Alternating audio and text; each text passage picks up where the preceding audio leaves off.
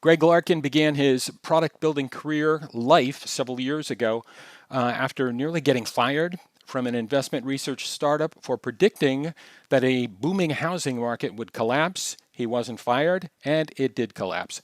Since then, Greg has built an awesome array of digital products, generating millions of dollars in revenue for companies like Google, PwC, Nestle, Bloomberg, as well as several startups. In 2015, he launched his own consultancy as part of his mission to help more good products enter the world. He's written an absolutely terrific book you have to check out. It's entitled This Might Get Me Fired, a manual for thriving in the corporate entrepreneurial underground. It's on Amazon. Check it out. He's currently engaged in a top secret, amazingly cool project that he doesn't want to talk about, that he'll be sharing with the world shortly. Greg, good to see you again. How's it going? I'm doing great. Thanks for having me. Let's just jump in here. You're a new friend of mine, but you're one of those people who, after I talked to you for just a little while, it seems like I've known you a long time. And I don't do a lot of social media these days. I had a falling out with social media. About the only place I sort of spend a lot of time is on LinkedIn. hmm And in the little bit of trolling I've done on you on LinkedIn over the past, let's say, week and a half or so, you have a very highly refined spider sense for BS.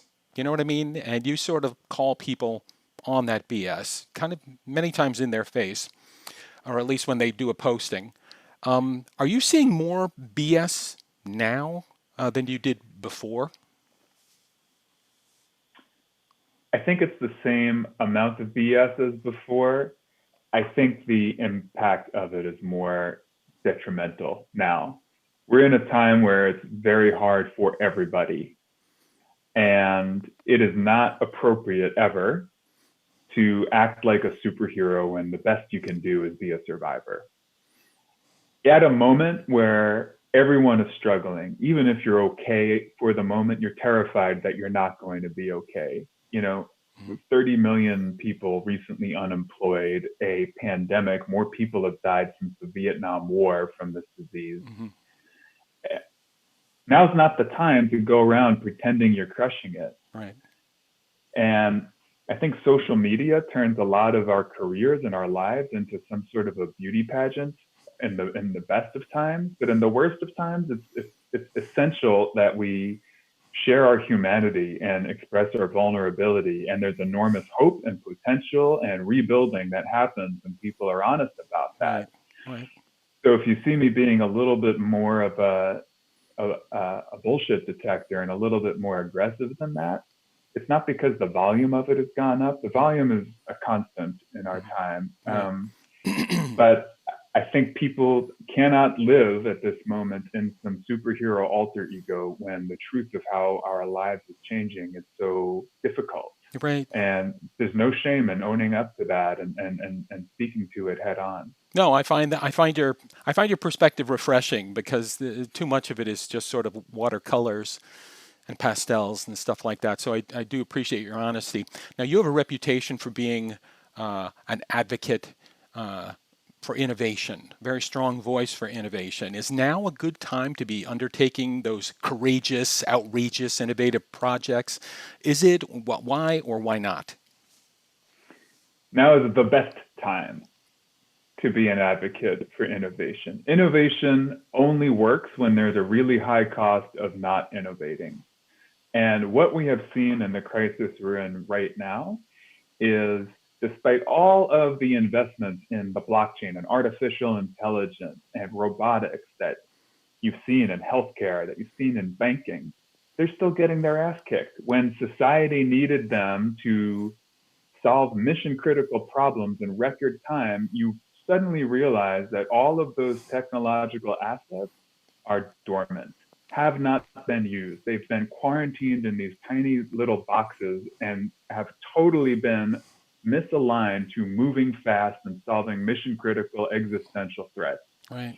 And we're in a situation now where you have these like product studios that weren't even in the healthcare industry getting FDA approval to roll out a ventilator for Right. $3,000. Medtronic through Covidian has been in the business of ventilators for 6 years Right. and stifled that. They have all the technology and innovation that money can buy and didn't do it. Mm-hmm. You have community banks whose only competitive advantage is that they actually care about their customers, Mm-hmm.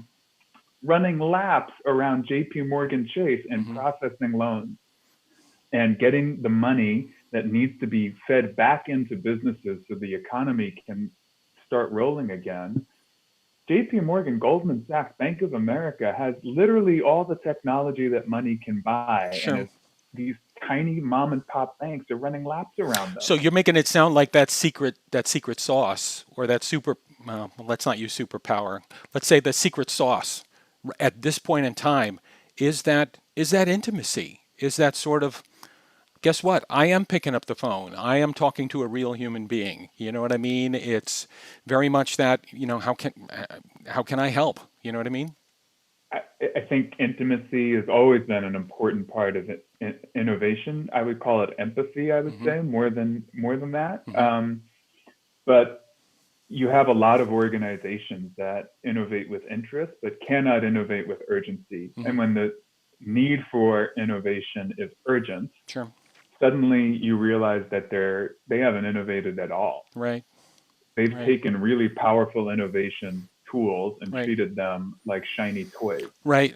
Right. Or they've taken out the can of Rust-Oleum and they've just given it like a fresh coat of paint.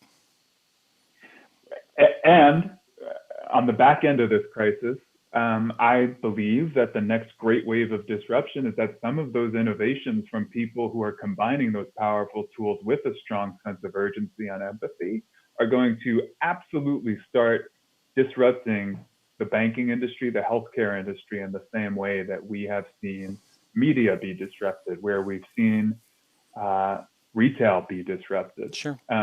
I think right now we are at the absolute beginning of the end. I Sure. think the first wave of disruption that is literally going to become a tsunami Hmm. has just crashed on shore, and this is the beginning. And I think that's healthy. I think that's overdue. And just to wrap up, the show's thematic question that I ask everybody is, Greg, what lessons are we learning right now that we must not forget? That the cost of not innovating is what the biggest driver of innovation is, and um, I think incredible, meaningful, impactful, humane innovation is going to, and disruption that is a positive force for human society and the Hmm. economy, is going to emerge. It's going to be painful and it's going to be messy, but ultimately, I think the world will be in a better place because of it. Excellent. Thanks for your time today. I really Yeah, my appreciate it. pleasure. Thanks for having me.